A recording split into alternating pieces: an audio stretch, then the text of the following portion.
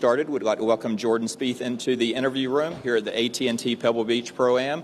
He's making his 12th start at this event with 6 top 10 finishes and a win in 2017. And Jordan, as an AT&T ambassador, I know this tournament means so much to you. If you can talk about being back at Pebble Beach. Yeah, any golf lover would say this is one of the best places in the world if they've been here. And I think I said it in previous years, but the fact that you get paid to play this course and don't have to pay to play this course is a nice benefit this week. And the fact that it's an elevated event, I'm extremely excited about. I think the idea that you could have a few guys and three to 8 guys in the world's kind of top 10, 15 coming down the stretch at Pebble Beach, regardless of the conditions, would be something that would be very exciting to watch. And other than the U.S. Open, that hasn't really been possible in this event. So I think the field this week will make it possibly the best AT&T yet. And I'm extremely excited about that. It looks like it'll be unfortunate with the weather for a couple days, but you kind of got to hang in there. And Sunday looks like the worst of it. So as long as you're anywhere near it, you'll have a chance on Sunday. And before questions, you finished solo third in Maui. Just talk a little bit about the state of your game now coming into the week. Yeah, I was excited to get off to a good start. The fact that the season technically, FedEx season started in Maui makes me feel really good about a solid finish. I kind of wish that I had played in the last few weeks because the weather in Texas was kind of all-time bad. But I came out to California a little early, and I've been trying to kind of get my game back to where I left it in Maui, and it feels really good. It's just a matter of going out and executing now. But, I'm excited about what this season, can be for me. I feel like when I was in Maui, I felt like when I was teeing it up, I had a chance to win. I feel that way, sitting here Wednesday afternoon now, and it's a good feeling to know that if I go out and do what I feel I'm perfectly capable of doing, there's nothing holding me back right now. So just got to try to get better each week. All right, thank you for that. We'll open it up to questions, and we'll go to Dave in the back. Yeah, Jordan, you probably could answer this better than anyone because you've played here so many more years. But does this week have a different feel to it? Does it feel elevated, signature? And in some selfish way, are you, I'm sure you're glad to have all the top players here, but you kind of had the place to yourself a little bit too. Yeah, I don't wish about I don't feel the latter part of that. It has a feel of it because of who I'm walking around the locker room and on the driving range and on the course seeing, and who I'm playing practice rounds with.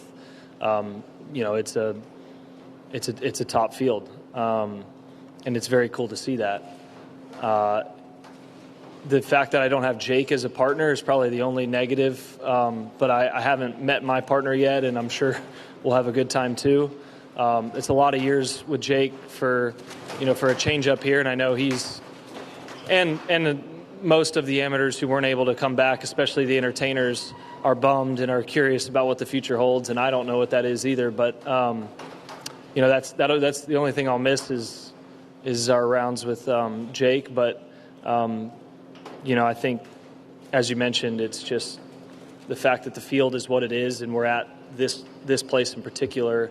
It's to highlight the best the PGA Tour has to offer around Pebble Beach is something that was a goal, and it's nice to finally be here doing it. All right, let's go to Brody. Jordan, in terms of the deal with SSG, as a board member, I guess, what is your expectation at this point of what that funding could create, what that might lead to in terms of the future of the tour? Well, I think the coolest, your question being specifically about their funding, I think the coolest thing about it is the players are now owners.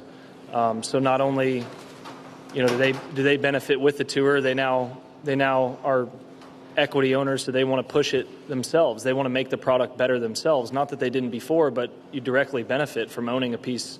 And so I think that part is maybe the coolest part of the funding. Obviously having, some big guns behind us, some backup, and the strategy that this group offers was actually something that was very important when we were looking at it.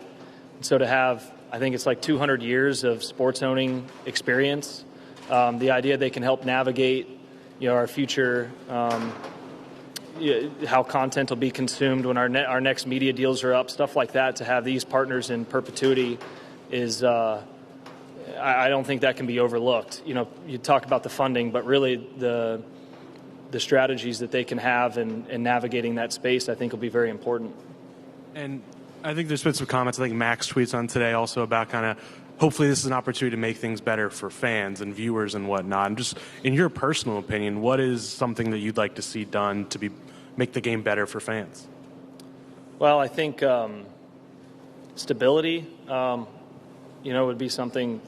I mean, I think fans in general, I don't think that it's been. I'm not actually sure because I'm not a typical fan, so it's hard for me to speak on their behalf. But I would say that the idea that there's been any kind of negativity within our membership, within fan base, sponsors, whatever that may be, I hope that this starts to turn the corner and recognize that we're in a place where we could be better than we've ever been as a tour. It's the premier place to play professional golf, and these partners will help us continue to make it that way, and we'll have some impact, while the membership will still have the majority of the impact on what that can look like going forward. But the fact that it'll be collective and very upfront, very they want to talk to us. They want to know what we want to know. We want to know what they can do that as just the talent. We can only go so far just playing golf. So I think that it should be extremely positive at this point, that the ship's turning and it can only go the right way from here. All right, let's go to Doug and then up to Cam. A couple things, Jordan. How important is it for PIF to be involved in this whole investment? Well, they aren't involved in this investment. I thought the tour was still negotiating with. What's that? The tour is. I mean, they said they're still negotiating with PIF. So. Sure, but this specific investment announced, they aren't a part of while the tour and SSG are both still in conversations about how they could going forward. How important is it for them to be involved, to be part of it? I think it just depends. I think from where I sit, which is hopefully representing our entire membership, it matters how they feel about the entire situation. And then, at this point, if the PIF were interested in coming in on terms that our members like and are the economic terms at or are not beyond SSG's, and they feel it would be a good idea, then I think that's where the discussions will start. But it's going to be, I think the idea is that I understand it could take some time to even come to those kind of terms. And then beyond that, the Department of Justice and a regulatory review would be intact. So it would be a timely situation, but I'm not sure of the level necessarily of the importance, because it'll be up to our members to figure that out. Secondly, Rory made a comment yesterday that he doesn't think anyone at LIV wanting to come back should be punished, and I just wanted to see if you had an opinion on that. I think that I've asked a lot of players. I've done a lot of talking with a lot of players in the last couple months. That is Rory. I saw that too. That's Rory's viewpoint. I could name some guys with the same viewpoint. I could name some guys with a totally opposite viewpoint. So it's certainly mixed on how players feel about that. All right. That's what I think.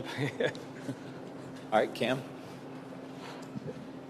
Jordan, I think if you add up players, amateurs, caddies, I think there's something like 300 fewer people out there. JT said the speed of the practice round was much better. Was wondering what other changes you've felt so far compared to a normal Pebble Beach tournament here.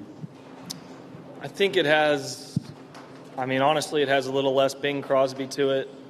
It was fun and unique in the way that it was, but it has the feel of closer to a major championship. And so I think it'll depend on what people that are not me want to do going forward with this event. But this week it feels more like a golfer's major championship type feel. The fact that you can add in and still make it a pro-am too. Hopefully those amateurs feel they had a similar or even better experience. But yeah, it's a lot less people, and without the entertainment stuff, it certainly has a different feel in that regard off the course.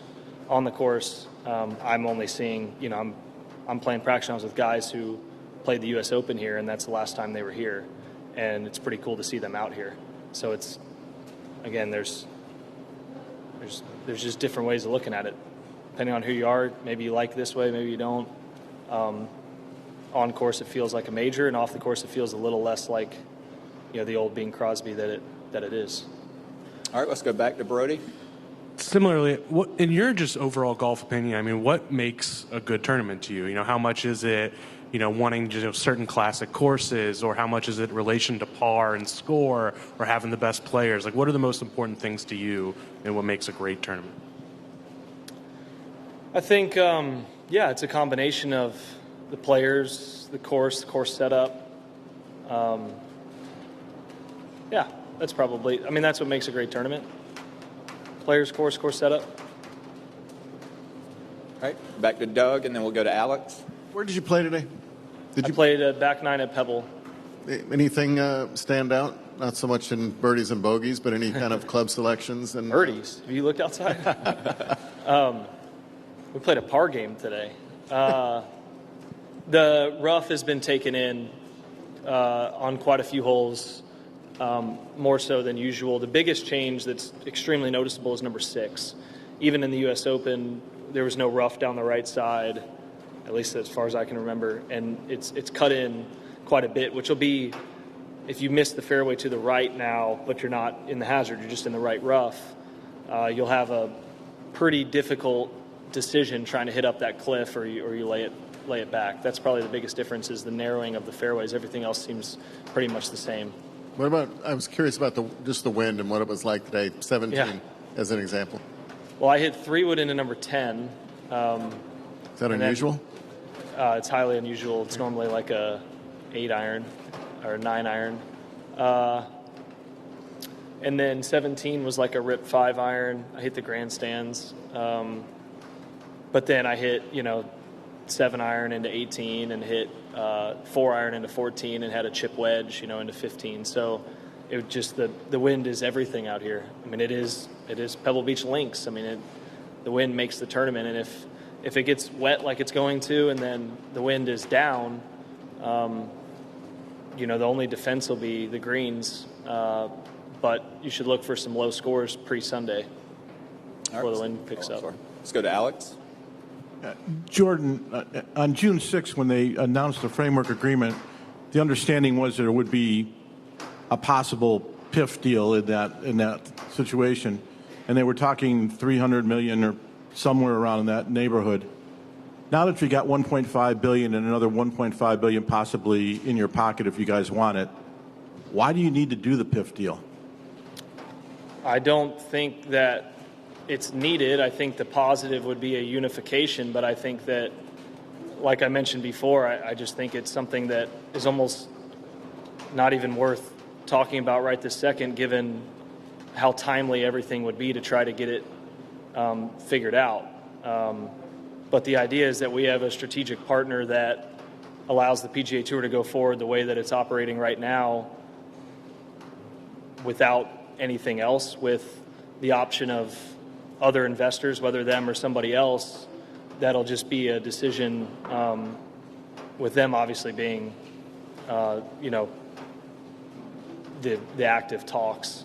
But I think the short answer is we don't have to.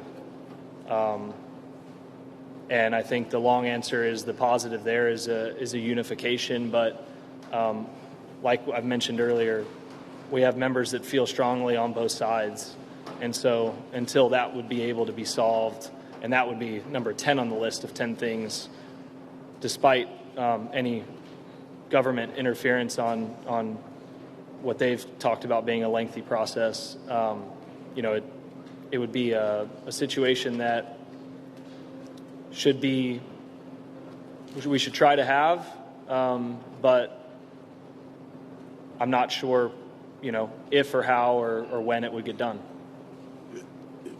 Because we all got a copy of this 2-page document from the tour that kind of outlines to the extent that it can what the deal is, how much do we not know? Should know most of it. I think the details of the equity program, which I couldn't tell you about a certain individual, it's going to be between the individual members and the tour to see where they are on that list. So certain things that aren't public to anybody, but I think for the most part, I imagine you have. I don't know exactly what you have, so I don't know what to. I think we have the same thing you got the tour put out. Right. Okay. Yeah, it's. I think you would know most everything from that. And do you see? I mean, I understand that the 1.5 million or 1.5 billion at some point is going to be in grants to players. What would you see the other 1.5 billion going to, and how do you see the tour being able to generate revenue that will make those investors, the SSG investors, satisfied with their investment? Sure, it's actually going to be a lot on the investors. They're going to have an extremely active participation in the NewCo board. That was the kind of strategy part I was talking about. We're going to be relying on a lot of their expertise to help figure out how to grow it. It's a good question because it's a very high valuation. How do you possibly make that? How do you possibly grow that at a high rate of return? But we're gonna rely on them to help a lot in that, considering all of those investors have personal skin in the game, including who will be on the NewCo board. So I think that's a very good thing, that their own skin's in the game. And in order to actually grow it, if I had the answers, I feel like we'd be doing it already. But I think it starts with figuring out how these elevated events are working on the competition side. It's navigating the next media rights deals. It's trying to figure out how to better monetize the content that we have at the PGA Tour. I think that's probably the easiest way to get it going is doing a better job on that front. But we're going to rely on them is the short answer to help dictate how to grow that NewCo. All right, let's take a couple more. Back to Doug. Alex asked part of it, but the time you spend on the phone, do you expect it to go down or stay about the same? Probably down. I hope so. It seemed like a couple players that I spoke to have more questions than answers. How this equity program is going to work. Sure. How soon would you guess before players start having a little clearer idea of what's in it for them? It can be, my understanding is there will be tour representatives through the Cognizant Open every single week. There will be a broader player meeting next Monday to ask questions. Anybody individually can go up and figure. I mean, I think the easy answer is within 30 days, but it's up to the players. I mean, they'll be able to. I mean, we'll be scheduling meetings in places where you can have Q&As and whatnot, but we're willing to answer any. That's what I've been reaching out to everyone saying. I'm willing to answer any questions anyone has with anything that I know. I don't know what individuals receive, how much equity. I don't even know what I receive because I haven't asked the question. But I know ish how it's determined, and and how it will continue to be as these new grants go in each year. So, yeah, within 30 days, everyone should have a very clear picture. Why haven't you asked the question? Are you not curious? It wasn't on the top of my agenda to personally figure out what I gained from this matter, because that's not been my job.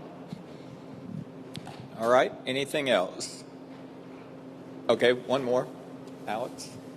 Could you see, or would you recommend at some point that PGA Tour Enterprises goes public? I don't know. That's not been discussed at all. That would be the first time I've heard of that. What's that? Maybe not. All right. Jordan Spieth, thank you, sir. Thanks. Appreciate it.